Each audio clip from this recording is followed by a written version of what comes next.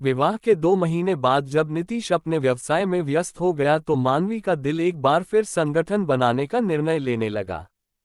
सुनिए, आप तो अपने कारोबार में डूबे रहते हैं और मैं घर में बैठी बैठी बोर हो जाती हूँ। अगर मैं कहीं नौकरी कर लूं तो उसने स्वर में नीतीश से कहा। देखो मैं सर को पहले भी समझा है कि जब हमारे घर में किसी तरह की आर्थिक तंगी नहीं है तो फिर परमेश्वर को काम करने की क्या जरूरत है, नीतीश ने शांत भाव से उत्तर दिया। प्रश्न आर्थिक तंगी या आर्थिक आवश्यकताओं का नहीं है, मैं पढ़ा लिखा हूं और अपनी पढ़ाई का सदुपयोग चाहता हूं, मैं अपने अस्तित्व को महसूस करना चाहता हूं। मानवी ने झिझकते हुए तर्क दिया। ये सब तो तुम बिना काम किए भी कर सकते हो। ओह हाँ, तुम किसी समाज सेवा संगठन से क्यों नहीं जुड़े? नीतीश ने उन्हें सलाह देते हुए अपनी सलाह पर मुबारक भी दी। हाँ, ये ठीक रहेगा। नहीं, ये ठीक नहीं रहेगा। नीतीश के जाने के बाद मानवी मन ही मन देर तक कुमुनाती रही।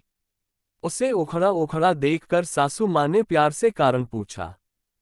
सासू माँ की ममता को महसूस करते हुए उसने उनके सामने अपना दिल खोलकर रख दिया। मान जी, शादी से पहले मैं नौकरी करती थी और उस समय मुझे लगता था कि मेरा भी कोई पसंद है। अब शादी के बाद ऐसा लगता है कि मैं उनकी परछाई मात्र बनकर रह गई हूँ। तो तुम क्या चाहते हो? सासू माँ ने पूछा। मैं नौकरी करना चाहता हूँ। क्या एकमात्र रास्ता है, यदि कोई और काम नहीं? मान जी। मानवी ने सासू माँ की बात करते हुए कहा, मैं और कोई काम नहीं करना चाहता हूँ। मैं तुम्हें समझ रही हूँ बेटी, लेकिन जरा पतली, क्या ध्यान काम करना ऐसा नहीं दिखता जैसे तुम किसी दूसरे का अधिकार छीन रही हो? सासू माँ ने बड़ा अजीब सा तर्क दिया। इसमें किसी दूसरे का अधिकार छुपाने की कौन सी बात है? आखिर मैं जो भी नौकरी हासिल कर लूंगा वो मुझे मेरी योग्यता के बल पर मिल जाएगी। मानवी ने आश्चर्यचकित होते हुए कहा। खैर, मैं तो यही चाहता हूं कि तुम नौकरी मत करो, लेकिन अगर तुम चाहते हो तो कम से कम साल भर जाओ, वरना अच्छा नहीं लगेगा कि नई बहू को नौकरी करने दिया जा रहा है। सासू माँ ने मानो हथियार देकर कहा। ठीक है मान जी, मैं साल भर जाऊंगी। इंसान को भी लगने लगता है कि बात आगे बढ़ना बढ़ना खराब हो जाना अच्छा है कि साल भर की बात मान ली जाए। मेरी अच्छी बेटी, सासू माँ ने दुलारते हुए कहा था। तुझे क्या लगता है कि मैं पढ़ी लिखी नहीं हूँ? मैं समाजशास्त्र में हूँ। क्या? पागल हो गया था। उन्हें नहीं पता था कि उनकी सासू माँ ने उच्च शिक्षा प्राप्त की है। तो फिर तुमने नौकरी क्यों नहीं की? अपनी आशिकी को छिपा नहीं सका। क्योंकि मुझे ऐसा लगता है कि वो काम नहीं करना चाहिए जिससे किसी का अहित हो। सासू माँ ने गोलमाल सा जवाब दिया। लेकिन इससे किसी का अहित कैसे हो सकता है? इंसानी को बिल्कुल भी समझ में नहीं आया। अपने इस देश में लाखों ऐसे लोग बेरोजगार हैं जिनकी नौकरी की आवश्यकता है और लाखों ऐसे लोग नौकरी कर रहे हैं जिनके लिए नौकरी की आवश्यकता केवल एक शगल नहीं है। यदि ऐसे लोग अपना मन बहलाने या सफर पथ को साबित करने के लिए नौकरी का रास्ता कोई और रास्ता अपना ले तो उन लोगों की रोजी रोटी की समस्या हल हो सकती है जिनके लिए नौकरी मरण के लिए समान महत्वपूर्ण है। सासू माँ ने दार्शनिक अंदाज में कहा। लेकिन माँ जी, कमली ने उन्हें टोकना चाहा। छोड़ो इस बात को, बस एक प्याला गर्मा गर्म चाय पिला दो। सासू माँ की बात सुनकर न चाहते हुए भी इंसानी को बात वहीं समाप्त कर दी। देखते ही देखते 12 माह व्यतीत हो गए। सासू माँ का भी रिश्ता में बाहर हुई थी। एक दिन उचित अवसर देखकर मानवी ने नीतीश से एक बार फिर अनुरोध किया। जैसे कि उसे आशा थी, नीतीश ने उसे समझाना चाहा। इस बार हमारी नीतीश की एक बात सुनने को तैयार नहीं हुई। यहाँ तक कि आज मुलाकात के लिए खुलासा समय भी दोनों के बीच काफी कहासुनी हुई।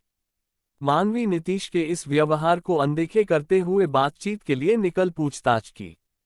मानवी ने कार पार्क की और सीढ़ियां पैसिफिक के दफ्तर में हुई।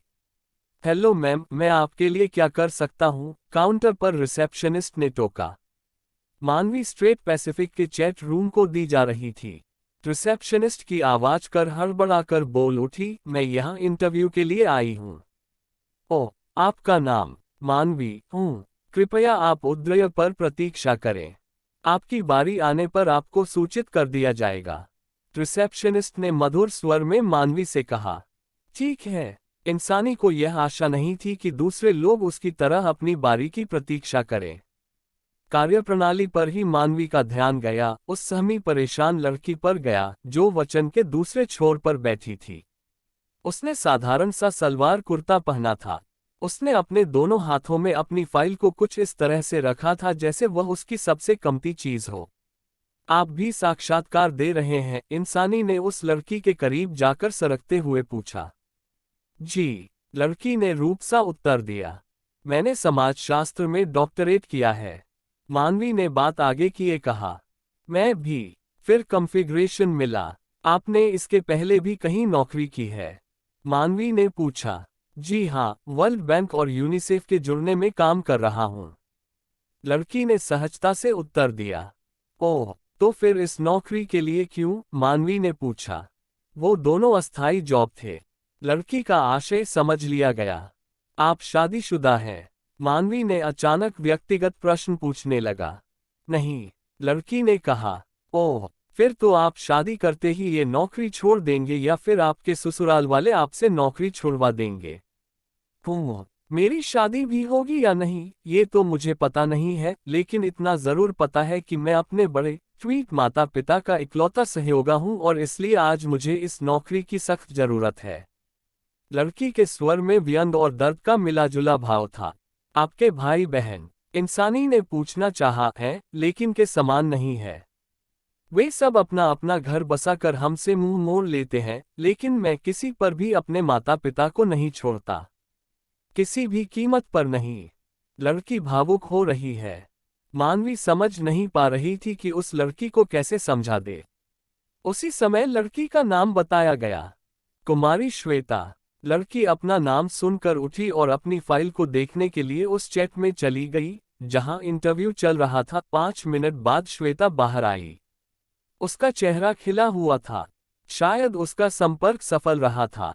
उसे इस बात का आभास था कि अब उसे यह नौकरी मिल जाएगी। अब इंसानी तौर पर जाने का संकेत दिया गया।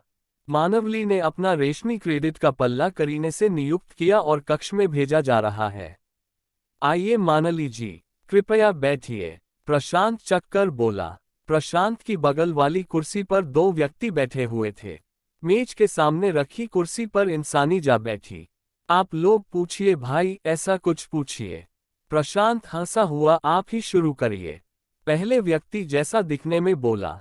देखिए, मेरी तो ये भाभी उठाती हैं, इसलिए मैं तो यही पूछ सकता हूँ कि आज आप रात के खाने में खाना वाली हैं? प्रशांत हो करके हंस पड़ा। वे दोनों व्यक्ति भी सुर में सुर साथ मिलने लगे। इंसानी को यह सब बड़ा अजीब लगता है। आप लोग यदि मुझसे कुछ नहीं पूछेंगे तो मुझे नौकरी कैसे मिलेगी? मानवी ने पूछा। ही है, नौकरी तो आपके लिए ही है। क्या मैं आपकी योग्यता नहीं जानता? प्रशांत ने मुस्कुराते हुए उत्तर दिया।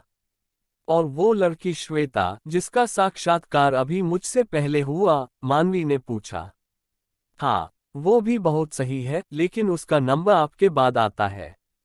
पैसिफिक मास्टर से बोला गया। ओह, यानी मैं काम पक्की समझूं? इंसानी ने खुश होकर पूछा।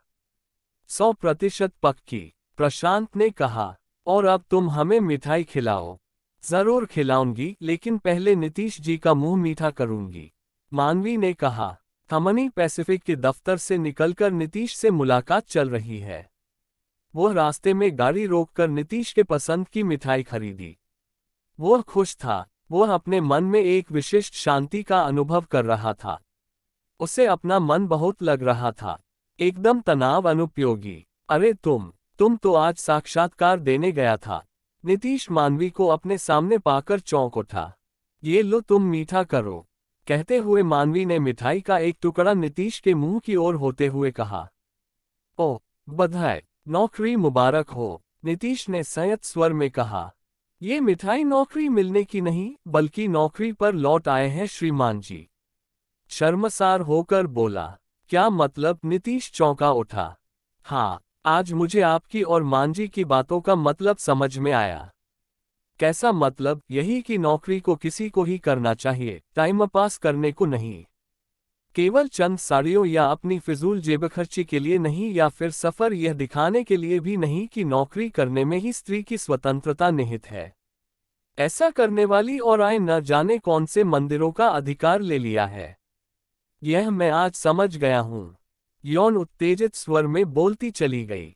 उसने नीतीश को श्वेता के बारे में बताया और अपने साक्षात्कार के बारे में भी बताया, साथ ही यह भी बताया कि उसने रास्ते में ही प्रशांत को फोन करके स्पष्ट शब्दों में कहा कि यदि वह प्रासंगिक अर्थों में संबंध बनाना चाहता है तो उसके को दे दे जो अधिक योग्य है और इस काम की सबसे अधिक पहचान है। प्रशांत भी इंसानी के इस आग्रह को सुनकर गदगद हो उठा ले। आज तक मुझे बिल्कुल प्यार था, लेकिन आज तुम पर बहुत गर्व महसूस हो रहा है, कहकर नीतीश ने मानवी को अपने हाथों में भर लिया। अच्छा अच्छा, अब तुम अपना काम करोगे, मैं घर चला जाऊंगा। घर पर अकेला बोर तो नहीं होगा? नीतीश ने संशय स्वर में पूछा। नहीं, अब कभी नहीं, मानवी ने लटके हुए स्वर में उत्तर दिया और प्रफुल्लित मन से अपने घर की ओर चल दी। स्टोरी कैसी लगी प्लीज कमेंट करके जरूर बताएं।